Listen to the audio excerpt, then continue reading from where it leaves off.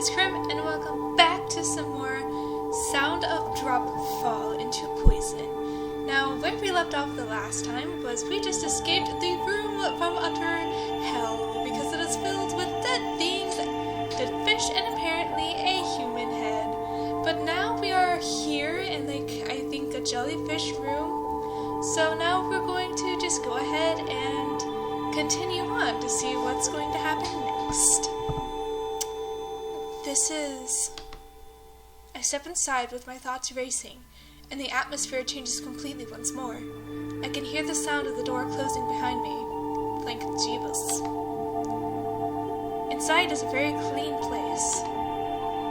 The transparent water is tinted a faint blue, and inside float fantasy-like jellyfish. Countless pillar-shaped tanks are spread around, and the water shimmers as it reflects the light of the fluorescent lamp.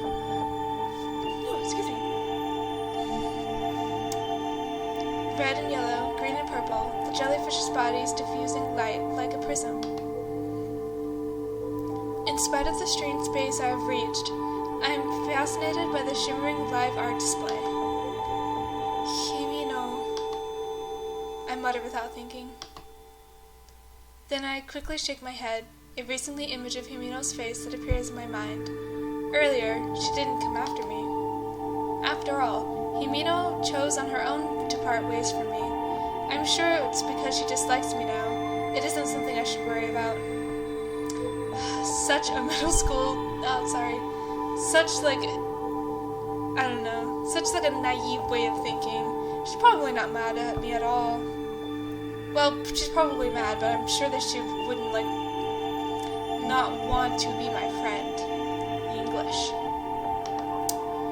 Even at a quick glance, I can see that there are various types of jellyfish in the tank. Having made efficient use of the small space is a charming area. It vividly expresses the starry sky, as is fitting of the name Mountain Aquarium. Yeah, I have no idea what mountain even means in Japanese. I don't speak Japanese at all. Compared to the earlier Fish of the World booth, this one isn't the least bit in decay. Is that where we were before? I wonder if Mairi came this way.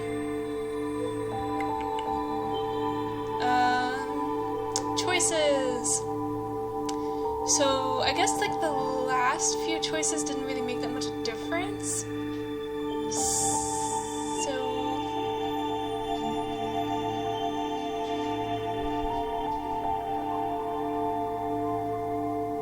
Sorry, bird noises. The few choices that I've been making haven't really seemed to, they don't seem to affect the story that much. So I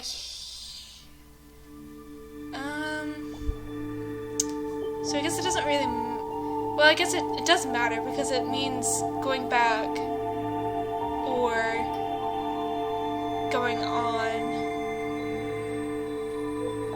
Worry about Himino. Going back is dangerous. I really don't want to go back into that room.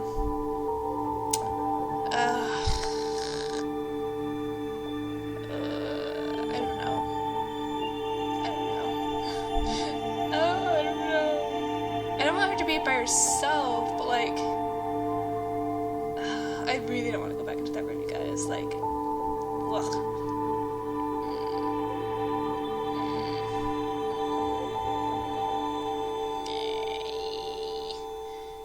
Oh, let's just keep going, because I don't think I can handle that room again.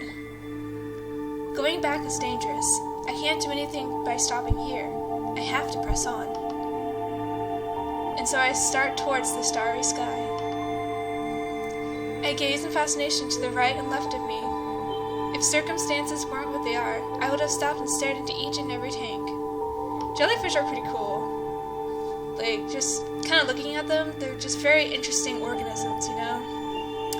The tank lined up all together are beautiful enough, but each one is vivid like the night sky and laid with jewels. I definitely like the word choices that the author chose in making this story. It makes everything seem more vivid, and it's easier to imagine in your head. I just bumped my earphones with my nail. I don't know if you guys could hear that, probably not, but don't worry about it. Altogether there are 7 tanks. Each one holds a different type of jellyfish. Some with poison, some without, characterized by aspects such as where they live. Interesting detail. Oh, there we are! No, they really are beautiful. I stop and stand in the very center, between the 3rd and 4th tanks. I wonder if the last time we came, these tanks were here.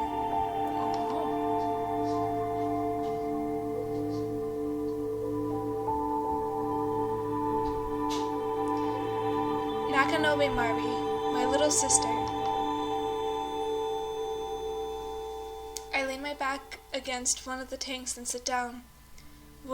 Whenever Mari's face appears in my mind, I lose all of my strength. If anyone saw me, I'd be embarrassed, but here and now in Menton Aquarium, there is no one around. I heave a sigh and look up at the ceiling. For some reason, a large fan is revolving there. My memories of the last time we visited Menton Aquarium aren't all bad. It was the first time in a long time all 4 of us had gone out as a family. Mari and I got along really well, and we always held hands as we walked. We would do things like play house or read picture books aloud. Mari was a bit more of a tomboy than I. Even though I was the older sister, she was the one who gave the orders. My sister, when we were younger, she was a bit more tomboyish than me too. But I did not like not being in charge. Since it was the first time the 2 of us sisters went to the aquarium, it was natural for us to be very excited. I like aquariums. I'm kind of weird. I like zoos and aquariums and museums. I have a lot of fun going to them. I find it very fascinating and interesting. Just as one would expect, the first time Mari and I laid eyes on the creatures of the sea, we experienced fear, awe, and the sense of being deeply moved. The creatures we saw at that time have stayed with me as vivid memories. Happy memories. I still have plenty of them. Oh, that's good, I guess. But on such a special day of all days, Mari and I ended up fighting. Yeah. The rest proceeded just as I remember. Since then, my parents buy me anything I want. Oh. However, I changed as well. I didn't really want anything more. Greed itself seemed to decline for me, and I never really got excited for anything anymore. It's so sad. That's why, when my mother bought me these boot sandals, I was happy. I was fascinated by their nostalgic ultramarine color. About 1 year after Mari disappeared, she stopped coming up in conversation. This is depressing. It just makes me think, like, what would happen if my sister just disappeared? Like, it would be horrible. I can't. I don't know if my mother and father had accepted it as a tragic accident, or if the sadness had slowly faded, but my new normal had begun. I had become an only child.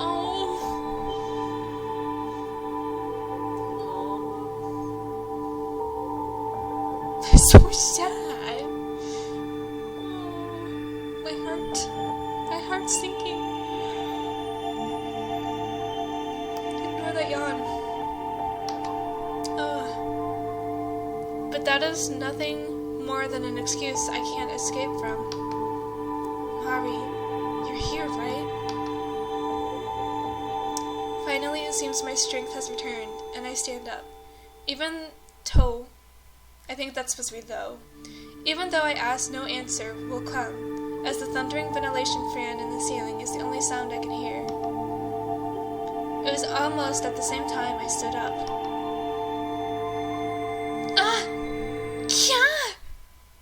That's not good. A crack appears in the glass of the tank behind me. Since the glass doesn't make any noise when it splits, I realize it's broken when water splashes on my rear end. Uh-oh. Water continues to flow out, gradually spreading to my feet. The amount of water from the tank is more than just puddles after a heavy downpour. Along with the water flowing forth, the jellyfish that had been in the tank until just a moment ago floated out. In order to avoid contact with the water already soaking my sandals, I stepped back from the puddles without looking away. How? Why? Oh. As if to play further with my already bewildered mind, the tank behind me also cracks. Oh, crap.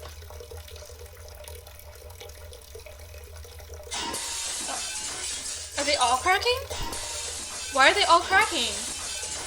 I don't understand. This time I hear the high-pitched noise of glass cracking. Following that, the tanks are each destroyed in succession in a circle.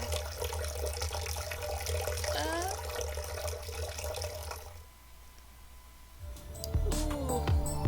Being stuck in the middle of the passage, water is closing in on me from all sides, leaving me pressed in between. The edge of the water is steadily drawing near. What should I do? The words that slid from my mouth also flow away from the water. The color of the tanks that had once been so vibrant now seem eerie to me. Yeah, I would be a bit creeped out too. Among these jellyfish are poisonous ones. Even worse, some of them are fatal. Interesting. I'm thinking that my legs begin to shake in fear. I don't even know what I would do. I hope I don't have to make a decision. No. But no matter how frightened I became, I know I can't sit down. Yeah. I do have to make a choice. Okay. As if the area I'm in is shrinking, water and jellyfish are both heading toward me. It is impossible for me to touch the floor. So we're going to be playing, the floor is lava, except instead of lava, it's jellyfish. Okay.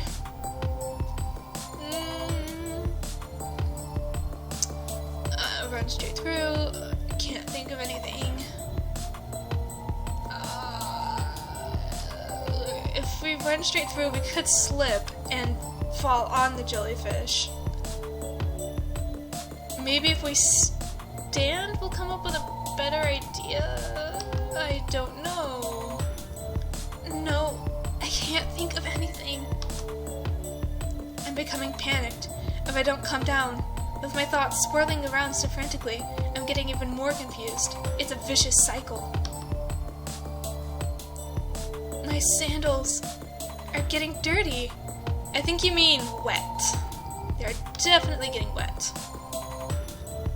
It isn't the first thing that occurs to me, but regardless, it's my only clear thought. The puddles of water are gradually drawing closer, and I can't feel anything from the strange jellyfish. My chest starts to hurt from nervousness. It's because my heartbeat has sped up. Yeah.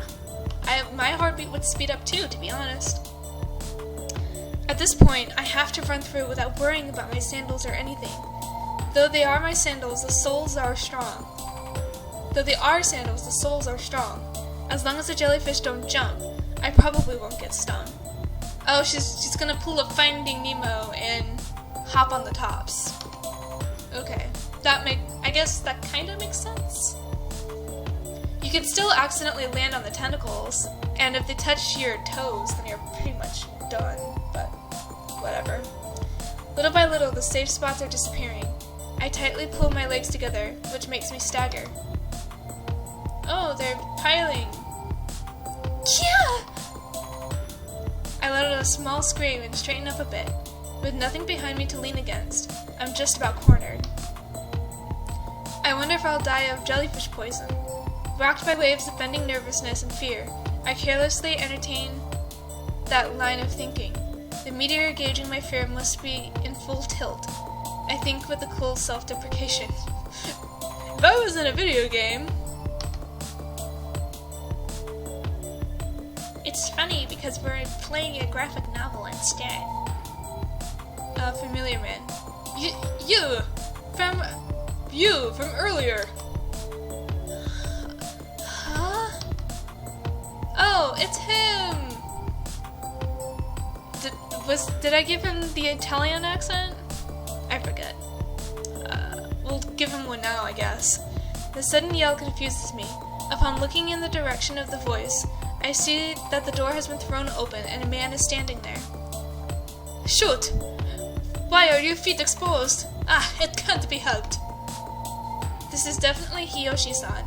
The man we had called names is now gently removing his shoes and tossing them over to me. My mind races as I catch them. They are thick-soled boots. Put those on and make your way over here. All of the jellyfish floating there have deadly poison. Be careful.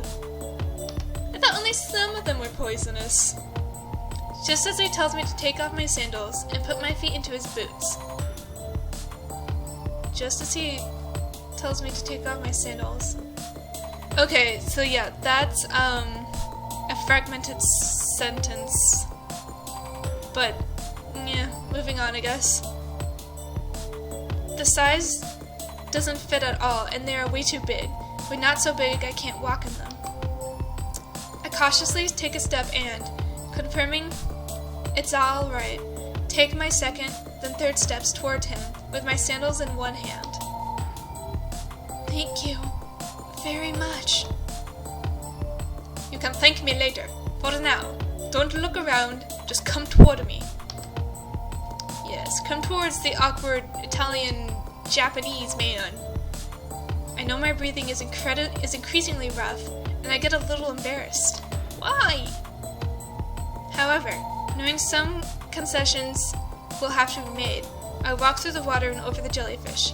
When I step on a jellyfish, I feel the squishing sensation through the shoes and shudder. Ugh. I kind of for a split second thought, poor jellyfish, but I guess, I don't know. If you step on a jellyfish, does it kill them? There are shards of glass in the puddles, and that makes me want to thank Hiyoshi-san for being considerate enough to lend me such strong shoes. Yes! Much thank. Much thank. I can walk the remaining meter. Hiyoshi-san seems fairly close. I really hope that nothing bad happens. Adjusting my breathing, I carefully take the remaining 3 steps. Ah! There's no mistake. In my carelessness, I had overlooked a transparent jellyfish at my feet. Flipperder, you flappers. Even though I can't see it, I can clearly feel it, and the baggy boots I am wearing throw off my balance. At this rate, I will end up on my butt, but if I fall now, all of the help I have received will be for nothing. Watch out! However, my body is supported by some strength that pulls me back. Hiyoshi-san's right hand has grabbed onto my left wrist. Yay! Yay for not dying. It was a close one. Just like that, I had been pulled out of the room with the broken tanks. As soon as I was out of danger, Hiyoshi gave a mighty pull and shut the fire door. And I'll have to end the episode soon, guys, but we should have time for a little bit more. This is in front of the souvenir stand. More importantly, why are you here? Hiyoshi-san steadies me against the wall in front of the souvenir stand. The terror from a moment ago hasn't escaped through the heavy, dark gray emergency door. Well, I wouldn't think it would. That was pretty traumatizing, among other things that has happened. Isn't this Mountain Aquarium? Besides, before I met up with you, Hiyoshi-san, there was so much. Hiyoshi-san just stares at me in my flustered state.